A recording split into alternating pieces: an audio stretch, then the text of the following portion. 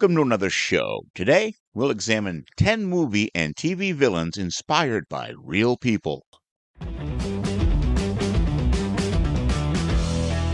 Favorite thing in all the world was to go to the movies on Saturday afternoons for the chapter plays. Cliffhangers. I know that, Mr. Man. They also call them serials. I'm not stupid, you know. Let's get right into it. Number 10 is Annie Wilkes from Misery. Have you all got amnesia?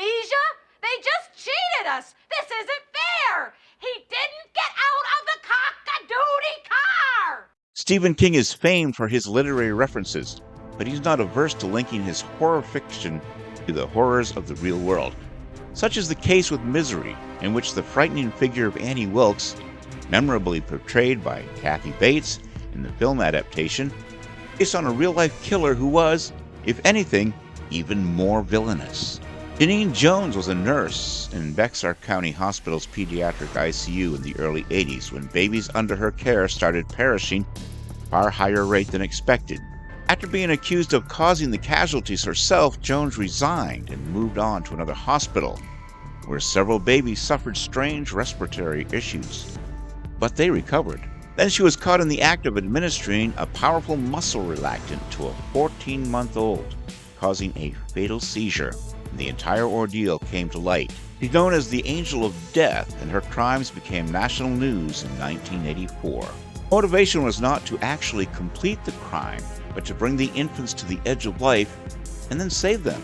A twisted ideology that caught the attention of many, including Stephen King, released Misery in 1987. That expires in 1 week. You're not real FBI, are you? I'm still in training at the academy.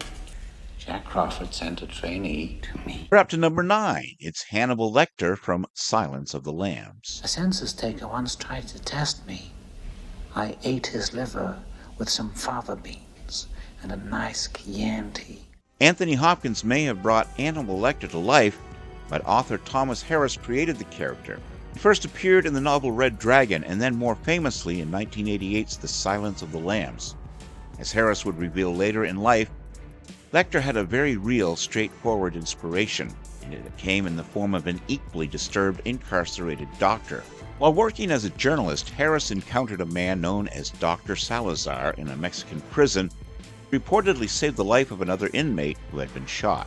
Harris soon learned that the man, who he recalled as a small, lithe man with dark red hair and a certain elegance about him, was Alfredo Bali Trevino, and that he'd been imprisoned for carving his lover up into pieces. Harris described being unsettled by his conversation with Bali Trevino, a trait that survived the adaptation process. The doctor's identity and role in inspiring Lecter weren't revealed until 2013, 4 years after his demise. Who is Spider-Man? He's a criminal, that's who he is. A vigilante, a public menace. What's he doing on my front page? We're at number 8, which is Jonah Jameson. You know who Jonah Jameson was? Who is it? He was me. Really? He was irascible, he was bad-tempered, he was dumb, he thought he was better than he was. Artist Steve Ditko created the design of Daily Bugle publisher J. Jonah Jameson.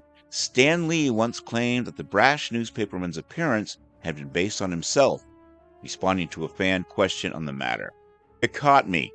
I did it. How would I act if I were a grumpy, irritable man sometimes? And that was it. So you got me. While that may be a tale told in Lee's trademark apocryphal style, he's undeniably correct that there are some striking similarities between himself and Jameson, including some he may not have intended, including to Spider-Man writer Gary Conway. Conway recounted in an interview with Back Issue. This is probably no surprise to anybody, but when I wrote Jameson, I heard Stan Lee's voice. I think Stan, even in the creation of Jameson, whether intentionally or not, was parodying his own Stan Lee publisher persona. So just like Stan is a very complex and interesting guy who both has a tremendous charismatic part of himself and is an honestly decent guy who cares about people, he also has this incredible ability to go immediately to shallow. Just boom! Right to shallow. And that's Jameson. Simplest thing to cause more pain than a man can possibly enjoy. At number 7, it's Le Chiffre from Casino Royale. You do not yield soon enough. There will be little left to identify you as a man. Antagonist Le Chiffre appears in Ian Fleming's book Casino Royale and the Daniel Craig-helmed film adaptation of the same name. Chiffre also happens to be based on a real-life historical celebrity who many considered to be a villain and with whom Fleming himself once crossed paths.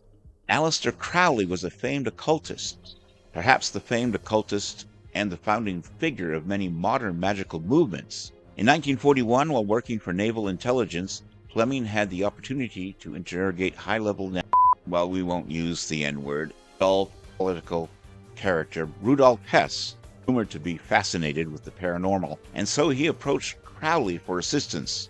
As Fleming historian Mark Simons writes, when you read biographies on Fleming, they suggest he was mostly desk-driven. He did have adventures. There were quite a few events in the war where he was at the sharp end. His time in naval intelligence heavily influenced the books and the films. He met Crowley just once in Torquay. After he died in 1947, Crowley inspired Bond's first villain, Le Chiffre. Le Chiffre, who worshipped the devil and imbibed exotic substances, was more or less a hyperbolic representative of Crowley. Also served as a template for all future villains in the franchise. It means that Crowley didn't just inspire the first Bond baddie, he inspired all of them. To number 6, Eric Ludendorf. The creative minds behind the DCEU had nearly 100 years' worth of comic book villains to choose from when putting Wonder Woman together. They picked out at least 2 in Dr. Poison and Ares. They also reached into real-world history for an additional antagonist in the form of General Eric Ludendorf. The real-life Ludendorf may not have used experimental gases to grant himself supernatural abilities. Still, he did launch numerous gas attacks on the Eastern Front while serving as the practical head of the German effort in World War I. While Dr. Poison's chemistry induced the movie Ludendorff's madness, the historical Ludendorff was on a shaky mental ground due to an average of 1 hour's sleep per night. In the film, Diana of Themyscira stabs Ludendorff fatally, but the genuine article survived the Great War, only to become a true villain. From there, he got heavily into politics through his loud insistence and internal factions that betrayed Germany and caused surrender. Internal factions, like the Jews and Bolsheviks. His beliefs became an essential foundation of the political movement that would become the N-word, Adolf's political party. Ludendorff himself had some early involvement in the growth of the party. He was even a participant in Adolf Hitler's infamous Beer Hall Putsch of 1923. He passed shortly after Hitler took power more than a decade later. Yeah, we can't use the N-word because the powers that be at YouTube don't want us to. The Death Star will be completed on schedule. You've done well, Lord Vader. Now we're up to number 5, Emperor Palpatine. And now I sense you wish to continue your search for young Skywalker. The Star Wars franchise is littered with historical references. Most fans have thus assumed that big, sinister Emperor Palpatine was based on a real-world dictator, such as Hitler or Mussolini. While that may be true to a certain extent, there's only one name George Lucas likes to drop when describing Palpatine's origins. That of an American president. Lucas put it in a behind-the-scenes featurette for Return of the Jedi. He was a politician, was Richard M. Nixon. He subverted the Senate and finally took over. He became an imperial guy. He was evil, but he pretended to be a nice guy. He sucked Luke's father into the dark side. Lucas first conceived of the story during the early 70s, as the Watergate scandal raged, and Nixon campaigned for re-election, directly impacting the antagonists of his story. It came up again as Lucas crafted the prequel in the early 2000s, with him telling the Chicago Tribune it was about the Vietnam War, during which Nixon tried to run for a second term. It got me thinking historically about how democracies can become dictatorships. Democracies aren't overthrown, they're given away. Or as Padme Amidala once put it, during Palpatine's successful election as Supreme Chancellor, so this is how liberty dies, with thunderous applause. Mr. Stamper, I'm having fun with my headlines. I need to know the exact number of survivors. Number 4 is Elliot Carver from Tomorrow Never Dies. I'm late for a meeting. Make sure you use the right kind of ammunition. Yes, sir.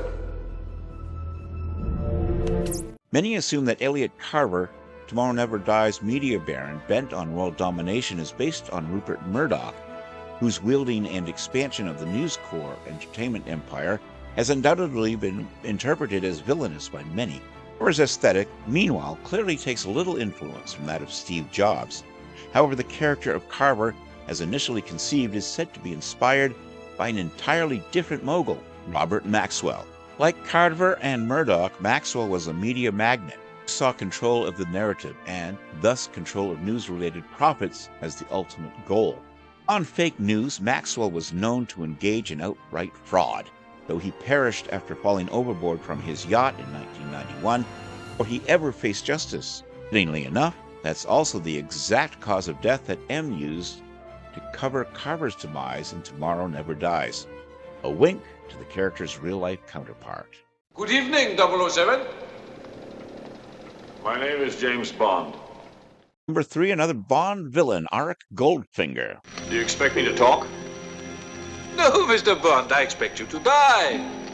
There is nothing you can talk to me about that I don't already know. The main antagonist of the James Bond movie, Goldfinger, felt like such an over-the-top villain that there was no way he could have been based on a real person. However, James Bond author Ian Fleming based the character's name and aspects of his appearance on his neighbor, Erno Goldfinger. In Goldfinger, Auric Goldfinger was an international gold smuggler.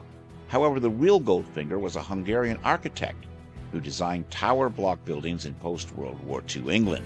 After the film was released, Goldfinger reportedly received prank phones from viewers pretending to be Agent 007. This food was in the shower with you? Mm-hmm. I prepared it as I bathed. Number 2 antagonist is Cosmo Kramer. Aren't you gonna get there? No. Well, what if it's an emergency? Oh, there's no emergencies. Jerry, come on, it's an emergency! Despite the Seinfeld cast's outrageous characteristics, many have real-life counterparts. While Jerry was based on himself, and George Costanza has much in common with co-creator Larry David, perhaps the most shockingly real-life Seinfeld connection was the man who formed the basis of Cosmo Kramer. Real Kramer was named Kenny, and he was Larry David's neighbor when he was a struggling comedian in New York. Much like his fictional counterpart, the real Kramer had no issue charging into David's apartment unannounced, eating his food, and coming up with plenty of get-rich-quick schemes. You talking to me? You talking to me? You talking to me? The number 1 antagonist on our list is Travis Bickle from Taxi Driver. Here is a man who would not take it anymore, who would not let... Listen, you f***ers, you screwheads. Loner of Martin Scorsese's Taxi Driver, Travis Bickle inspired a real-life assassination attempt on President Ronald Reagan. However, the inspiration for the delusional and deranged Travis is a real-life troubled individual named Arthur Bremer. Bremer was convicted of attempting to kill president candidate George Wallace in 1972 in a shooting that left the politician paralyzed from the waist down. Taxi Driver screenwriter Paul Schrader told Film Comment that Bremer's assassination attempt and the Harry Chapin song Taxi inspired him when writing the Taxi Driver script. That was our show for today. What do you think? Did you know these characters were based on real people? Were you surprised by any of the choices on this list? Let me know your thoughts in the comments section below. While you're at it, I'd be honored if you subscribe to my channel, ring the bell to stay informed, and check out my Carl Vincent Vampire Hunter franchise also in the comments section. Until next time, this is Kevin Given saying, live long and prosper, may the force be with you, and keep reaching for the stars.